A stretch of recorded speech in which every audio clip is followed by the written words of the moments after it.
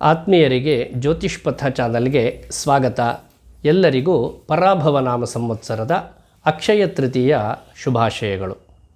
ಅಕ್ಷಯ ತೃತೀಯ ಬಂತು ಅಂತ ಹೇಳಿದ ಕೂಡಲೇ ಚಿನ್ನ ಆಭರಣಗಳನ್ನು ತೆಗೆದುಕೊಳ್ಳುವಂಥದ್ದು, ಹಾಗೆ ವಸ್ತ್ರವನ್ನು ತೆಗೆದುಕೊಳ್ಳುವಂಥದ್ದು ಇದು ನಮ್ಮಲ್ಲಿ ಪದ್ಧತಿಯಾಗಿ ಬಂದುಬಿಟ್ಟಿದೆ.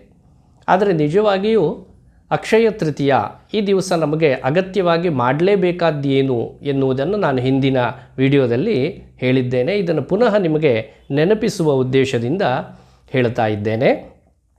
ವೈಶಾಖ ಮಾಸದ ಶುಕ್ಲ ಪಕ್ಷದ ತದಿಗೆಯ ದಿವಸ ಅಕ್ಷಯ ತೃತೀಯ ಎನ್ನುವುದಾಗಿ ನಾವು ಆಚರಿಸ್ತೇವೆ.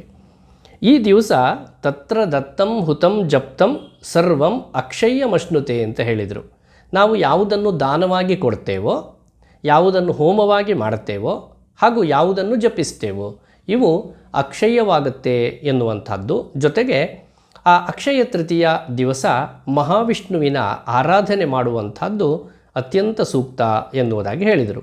ಲಕ್ಷ್ಮಿಯನ್ನು ತನ್ನ ಹೃದಯದಲ್ಲಿ ಇಟ್ಟುಕೊಂಡಂತಹ ಮಹಾವಿಷ್ಣುವಿನ ಆರಾಧನೆ ಮಾಡುವುದರಿಂದ ನಮ್ಮಲ್ಲಿ ಸದಾ ಸರ್ವದ ಸಂಪತ್ತು ನೆಲೆಸುತ್ತೆ ಎನ್ನುವಂತಹ ಆಶಯದೊಂದಿಗೆ ನಮ್ಮ ಹಿಂದಿನ ಪೂರ್ವಸೂರಿಗಳು ಮಹಾಮುನಿಗಳು ಈ ಒಂದು ವಿಷಯವನ್ನು ಇಟ್ಟು ಸರ್ವೇಶ್ವರಾಯ ಸರ್ವವಿಘ್ನ ವಿನಾಶಿನೇ ಮಧುಸೂದನಾಯ ನಮಃ ಎನ್ನುವಂತಹ ಒಂದು ವಿಶಿಷ್ಟವಾದ ಮಧುಸೂದನ ಮಂತ್ರ, ಇದರ ಅನುಷ್ಠಾನವನ್ನು ನಮಗೆ ಅಕ್ಷಯ ತದಿಗೆಯ ದಿವಸ ಹೇಳಿದ್ದಾರೆ. ಜೊತೆಗೆ ಐಂ ಹ್ರೀಂ ಶ್ರೀಂ ಕ್ಲೀಂ ಮಹಾಲಕ್ಷ್ಮಿಯೈ ನಮಃ ಎನ್ನುವಂತಹ ಮಹಾಲಕ್ಷ್ಮಿ ಮಂತ್ರ, ಇದರ ಅನುಷ್ಠಾನವನ್ನು ಮಾಡುವಂಥದ್ದು ತುಂಬ ಶ್ರೇಷ್ಠವಾದುದು. ಮಧುಸೂದನ ಹಾಗೂ ಮಹಾಲಕ್ಷ್ಮಿ ಇವರ ಆರಾಧನೆ ಅಕ್ಷಯ ತೃತೀಯ ದಿವಸ ನಾವು ಮಾಡಿದರೆ ಯಾವಾಗಲೂ ಕೂಡ ಸಂಪತ್ತು ನಮ್ಮೊಂದಿಗಿರುತ್ತೆ ಎನ್ನುವಂತಹ ಅನೇಕ ವಿಷಯಗಳನ್ನು ಬೇರೆ ಬೇರೆ ಪುರಾಣಗಳಲ್ಲಿ ಮುನಿಗಳು ನಮಗೆ ಸೂಚಿಸಿದ್ದಾರೆ. ಕೆಲವರು ತ್ರೇತಾಯುಗದ ಆರಂಭ ಈ ದಿವಸ ಅಂತ ಹೇಳ್ತಾರೆ. ಅಂದರೆ ಅಕ್ಷಯ ತೃತೀಯ ಈ ದಿವಸದಲ್ಲಿ ತ್ರೇತಾಯುಗ ಪ್ರಾರಂಭವಾದ ದಿವಸ, ಅಂದರೆ ಅದು ಒಂದು ಯುಗಾದಿ ಎನ್ನುವುದಾಗಿ. ಜೊತೆಗೆ ಪರಶುರಾಮ ಜಯಂತಿ, ಪರಶುರಾಮ ಅವತಾರವಾದಂತಹ ಒಂದು ವಿಶಿಷ್ಟವಾದ ದಿವಸ ಎನ್ನುವುದಾಗಿ ಇದನ್ನು ಕೊಂಡಾಡುತ್ತಾರೆ. ಈ ಎಲ್ಲ ಹಿನ್ನೆಲೆಯೊಳಗೆ ಪೌರಾಣಿಕ ಮತ್ತು ಶಾಸ್ತ್ರೀಯವಾದ ಹಿನ್ನೆಲೆಯೊಂದಿಗೆ ಅಕ್ಷಯ ತೃತೀಯ ಇದನ್ನು ನಾವು ಆಚರಿಸ್ತಾ ಇದ್ದೇವೆ. ವೈಶಾಖ ಶುಕ್ಲ ತದಿಗೆ ದಿನಾಂಕ 20/4/2026 ಸೋಮವಾರ ಅಕ್ಷಯ ತೃತೀಯ ಎನ್ನುವಂಥದ್ದು ದಿವಸ ಬಂದೊದಗಿದೆ. ಈ ದಿವಸ ಕೃತ್ತಿಕಾ ನಕ್ಷತ್ರ ಬೆಳಿಗ್ಗೆ 8 ಗಂಟೆಯವರೆಗಿರುತ್ತೆ. ಆನಂತರ ರೋಹಿಣಿ ಪ್ರಾರಂಭವಾಗುತ್ತೆ. ಇಲ್ಲಿ ಕೃತ್ತಿಕಾ ನಕ್ಷತ್ರ ಇರುವಂಥದ್ದು ಸ್ವಲ್ಪ ವಿಶೇಷ ಎನ್ನುವುದಾಗಿ ಹೇಳಿದರು. ಸಾ ತಥಾ ಕೃತ್ತಿಕೋಪೇತ ವಿಶೇಷೇಣ ಸುಪೂಜಿತ ಅಂತ.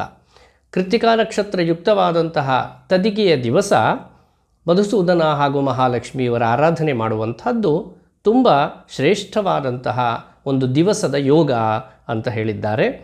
ಜೊತೆಗೆ ಆ ಬಳಿಕ ಬರುವಂತಹ ರೋಹಿಣಿ ನಕ್ಷತ್ರ ಇದು ಅನೇಕ ಮುಹೂರ್ತಗಳಿಗೆ ಹೇಳಿ ಮಾಡಿಸಿದಂತಹ ನಕ್ಷತ್ರವಾಗಿದೆ. ಗೃಹ ಪ್ರವೇಶ, ವಿವಾಹ, ಉಪನಯನ ಹಾಗೂ ಒಳ್ಳೊಳ್ಳೆ ಕಾರ್ಯಗಳನ್ನೆಲ್ಲ ಮಾಡಬಹುದಾದಂತಹ ಅತ್ಯಂತ ಶ್ರೇಷ್ಠವಾದ ದಿವಸ ಈ ಅಕ್ಷಯ ತೃತೀಯ ಎನ್ನುವುದಾಗಿದೆ. ಹಾಗಾಗಿ ದಿನಾಂಕ 24/2026 ಸೋಮವಾರ ಯಾವುದೇ ಶುಭ ಕಾರ್ಯಗಳನ್ನು ಖಂಡಿತವಾಗಿಯೂ ಕೂಡ ಮಾಡಬಹುದು. ಪೂರ್ಣ ದೈವಾನುಗ್ರಹ ಮತ್ತು ಹಿರಿಯರ ಆಶೀರ್ವಾದ ನಮಗೆ ಬಂದು ಒದಗುತ್ತೆ. ಇನ್ನು ಮಾಂಗಲ್ಯ ವೃದ್ಧಿಯಾಗಬೇಕು, ನಮಗೆ ಸದಾ ಸರ್ವದ ಮಂಗಲ ಕಾರ್ಯಗಳು ಏರ್ಪಡ್ತಾ ಇರಬೇಕು. ಕೆಲವರಿಗೆ ಮಂಗಲ ದೋಷ ಎನ್ನುವಂಥದ್ದಿರುತ್ತೆ, ಅಂದರೆ ಅಂಗಾರಕ ದೋಷ ಎನ್ನುವಂಥದ್ದು ಜಾತಕದಲ್ಲಿ ಇರುತ್ತೆ. ಅಂತಹ ದೋಷವನ್ನು ನಿವಾರಣೆ ಮಾಡಿಕೊಳ್ಳುವುದಕ್ಕೂ ಕೂಡ ಈ ದಿವಸ ಒಂದು ವಿಶೇಷವಾದ ಮಂತ್ರಾನುಷ್ಠಾನವನ್ನು ಹೇಳಿದ್ದಾರೆ. ಅದು ಗೌರಿ ಸಂಬಂಧಪಟ್ಟಂತಹ ಮಂತ್ರ. ಗೌರಿ ಮೇ ಪ್ರಿಯತಾಂ ನಿತ್ಯಂ ಅಘನಾಶಾಯ ಮಂಗಲ ಸೌಭಾಗ್ಯಾಯಸ್ತು ಲಲಿತಾ ಭವಾನಿ ಸರ್ವಸಿದ್ಧಯೇ. ಈ ಗೌರಿ ಮಂತ್ರದ ಅನುಷ್ಠಾನದಿಂದ ಯಾರೆಲ್ಲರ ಜಾತಕದಲ್ಲಿ ಕುಜದೋಷ ಇದೆಯೋ ಅಂಥವರು ಈ ಕುಜದೋಷವನ್ನು ನಿವಾರಣೆ ಮಾಡಿಕೊಳ್ಳುವುದಕ್ಕೆ ಅತ್ಯಂತ ಸುಲಭವಾದ ಉಪಾಯ ಅಂದರೆ ಈ ಅಕ್ಷಯ ತೃತೀಯ ದಿವಸದಂದು ಹೆಚ್ಚು ಹೆಚ್ಚು ಸಂಖ್ಯೆಯಲ್ಲಿ ಈ ಮಂತ್ರಾನುಷ್ಠಾನವನ್ನು ಮಾಡುವಂಥದ್ದು. ಇದರಿಂದ ಕುಜದೋಷ ನಿವಾರಣೆಯಾಗಿ ಮಂಗಲ ಕಾರ್ಯ ಅತ್ಯಂತ ಶೀಘ್ರದಲ್ಲಿಯೇ ಏರ್ಪಡುತ್ತದೆ. ಜೊತೆಗೆ ಮಾಂಗಲ್ಯ ವೃದ್ಧಿಯಾಗತ್ತೆ ಎನ್ನುವಂಥದ್ದು ಇದರ ಹಿನ್ನೆಲೆ.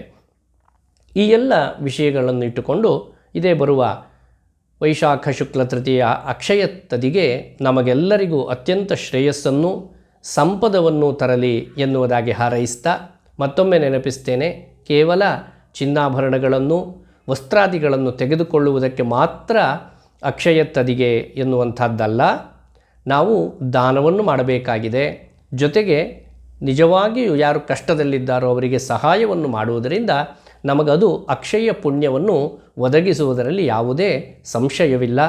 ಪರಾಭವ ನಾಮ ಸಂವತ್ಸರದ ಅಕ್ಷಯ ತೃತೀಯ ಎಲ್ಲರಿಗೂ ಕೂಡ ಸರ್ವ ಸಂಪತ್ತನ್ನು ಹಾಗೂ ಸುಖ ಶಾಂತಿಯನ್ನು ಅನುಗ್ರಹ ಮಾಡಲಿ ಎನ್ನುವುದಾಗಿ ಹಾರೈಸ್ತೇನೆ. ಶುಭಮಸ್ತು. ಧನ್ಯವಾದಗಳು.